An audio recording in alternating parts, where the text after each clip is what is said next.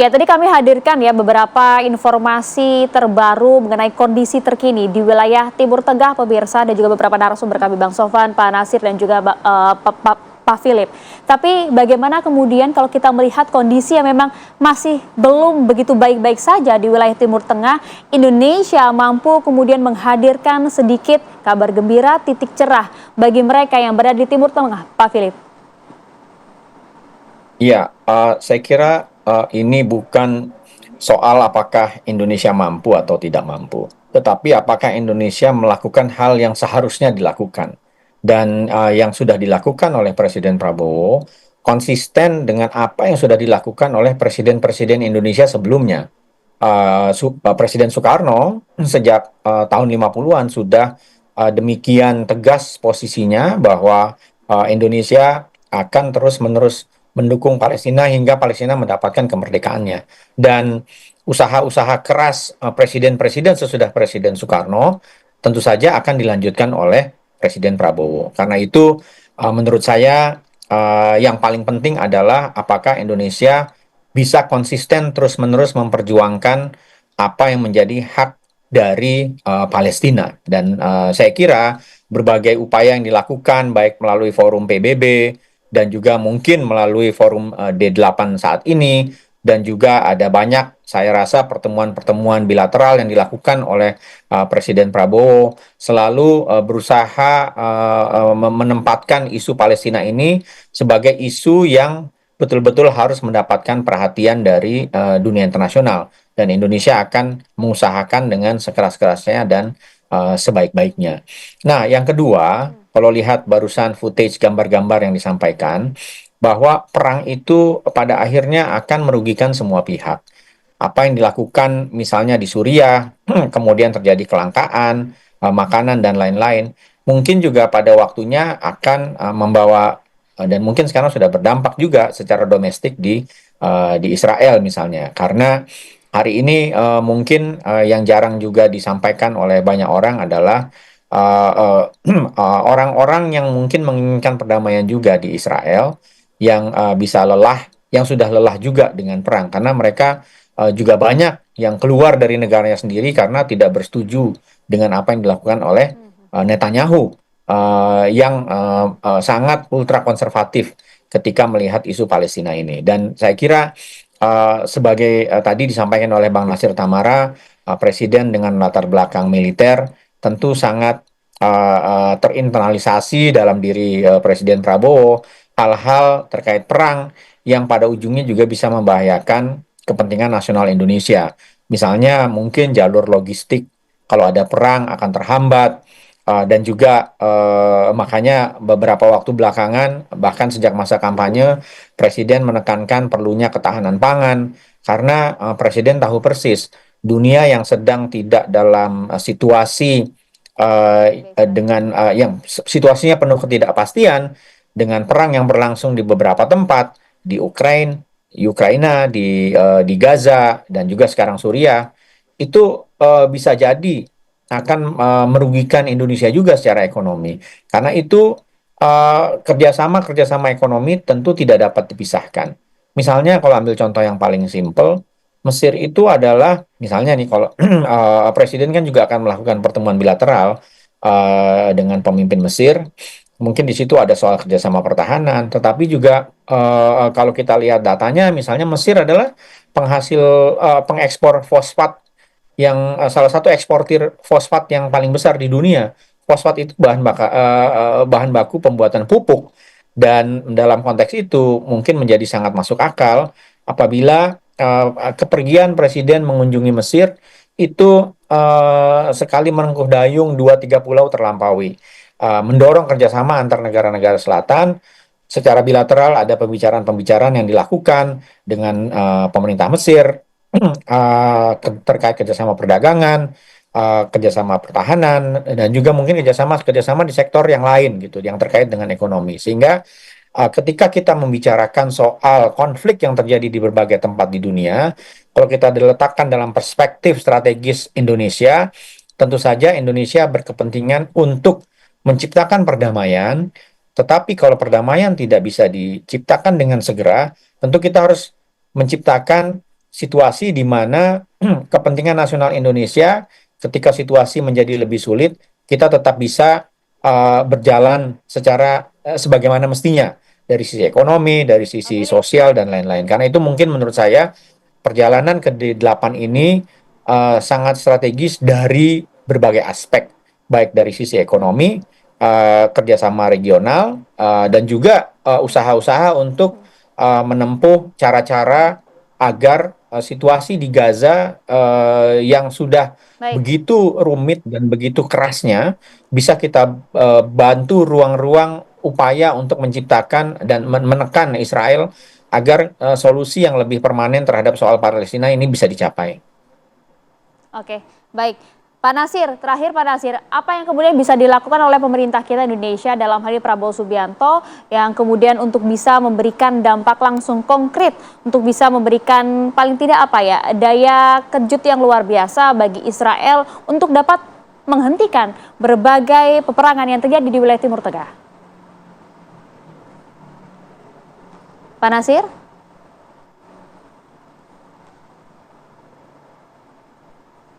Masih bergabung bersama kami? Oh, nampaknya kami mengalami gangguan komunikasi dengan Pak Nasir Tabara. Nanti kita akan bergabung kembali dengan Pak Nasir. Saya mau ke Mas Sofwan terlebih dahulu. Jadi paling tidak saat ini yang bisa dilakukan begitu ya oleh seorang Prabowo Subianto, apa yang kemudian bisa memberikan dampak nyata lah paling tidak?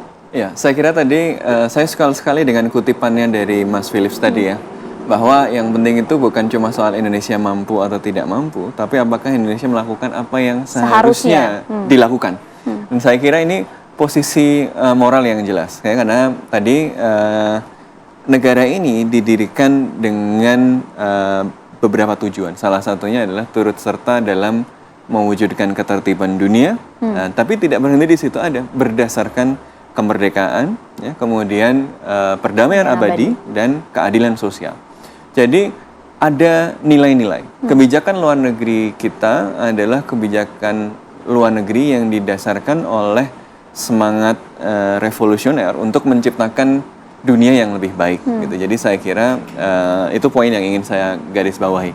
Lalu pertanyaan berikutnya, apa yang bisa dilakukan Indonesia? Ya tadi yang bisa dilakukan oleh Indonesia adalah apa yang seharusnya dilakukan oleh Indonesia dalam jangka pendek tentu saja yang paling salah satu yang paling penting adalah bagaimana Indonesia dapat mendorong dan membuka akses bantuan kemanusiaan baik ke wilayah Palestina di Gaza maupun di tepi barat dan di Yerusalem maupun di wilayah Suriah yang tadi disebutkan pasti ada konsekuensi dari konflik, ada krisis kemanusiaan yang biasanya kemudian mengikuti konflik politik dan konflik bersenjata, dan dengan demikian ada kebutuhan kemanusiaan di sana. Dengan keketuaan D8 Indonesia? Ya, saya kira bantuan kemanusiaan malah akan lebih less kontroversial daripada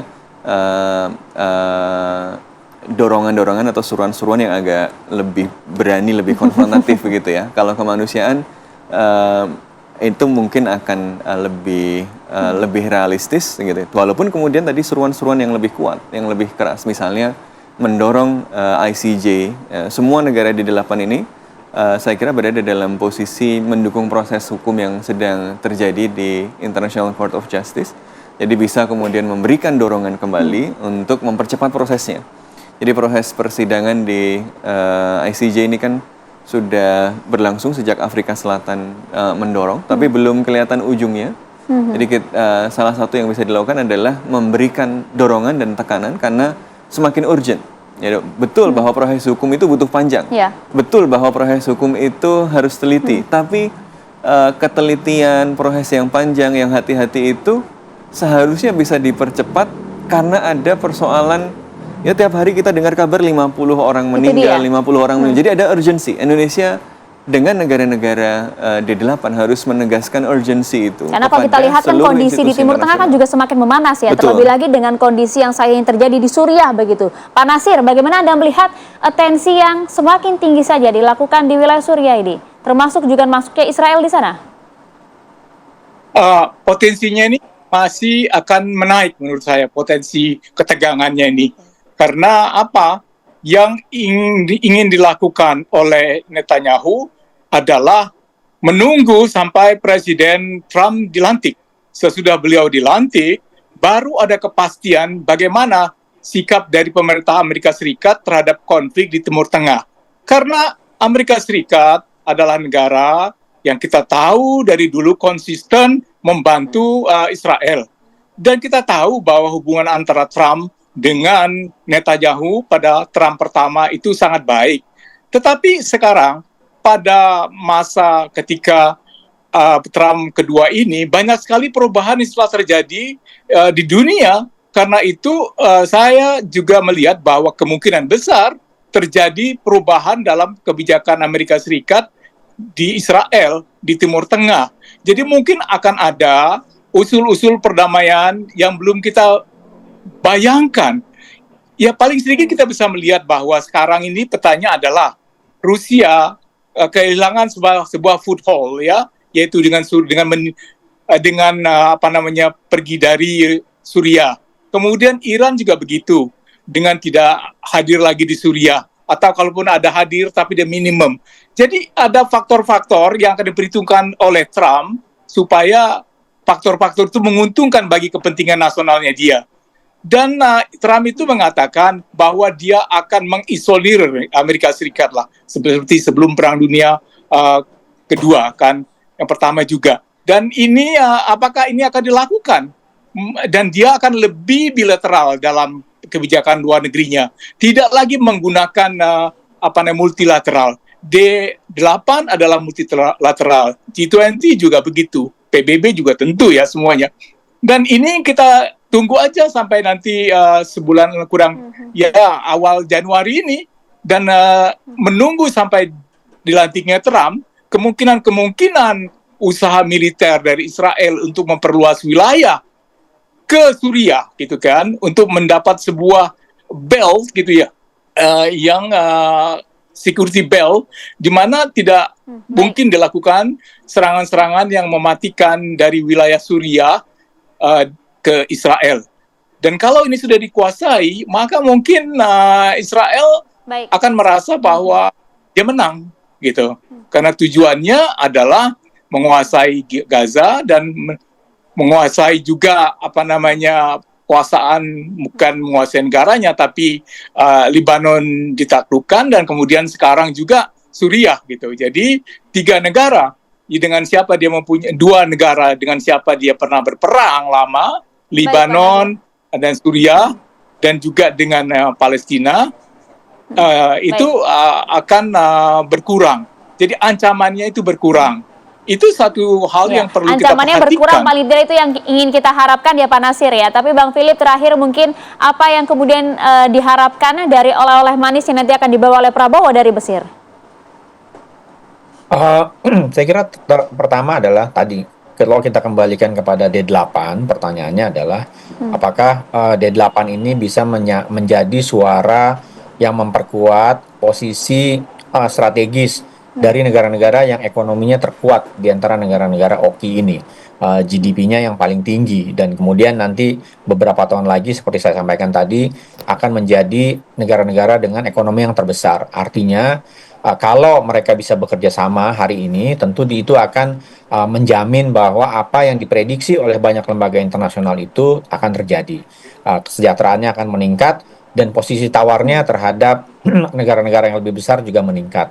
Yang kedua, menurut saya, forum seperti D8 ini karena berjalan di tengah situasi konflik, memang akan ada sesi-sesi yang menyampaikan sikap-sikap dari negara anggota D8 terhadap apa yang tengah terjadi di Gaza, di Palestina, dan juga Suriah. Karena itu, suara-suara dari negara D8 ini, dalam sisi Indonesia kita sudah sangat konsisten, mungkin akan menambah amplifikasi dari tekanan pihak komunitas internasional terhadap Israel agar kita bisa menemukan solusi yang realistis dan permanen dalam situasi konflik yang terjadi di Timur Tengah tersebut. Tentu saja Indonesia ataupun D8 itu tidak mungkin bisa menyelesaikan konflik yang sedang terjadi ini, tetapi bahwa ada upaya yang konsisten, itu menurut saya yang paling penting, karena dia bisa menjaga tekanan agar situasi tidak malah menjadi semakin buruk ketika negara-negara D8 ini bertemu, mereka bisa menyampaikannya, tentu saja akan diliput oleh dunia internasional apa yang menjadi pernyataan sikap dan juga dalam konteks D8, bukan dalam konteks Indonesia sebagai negara yang berdiri sendiri, solidaritas dan juga kesepahaman terhadap tujuan dari Menarik. cita-cita kemerdekaan Palestina. Ya, harapannya konsistensi itu dia ya, Indonesia untuk bisa kemudian meningkatkan daya tawar negara-negara di D8 untuk bisa kemudian meningkatkan ekonominya secara global hingga menciptakan perdamaian dunia. Terima kasih banyak Pak Philip, Pak Nasir Tamara, dan juga terima kasih Mas Sofwan atas waktunya di Apa Kabar Indonesia malam.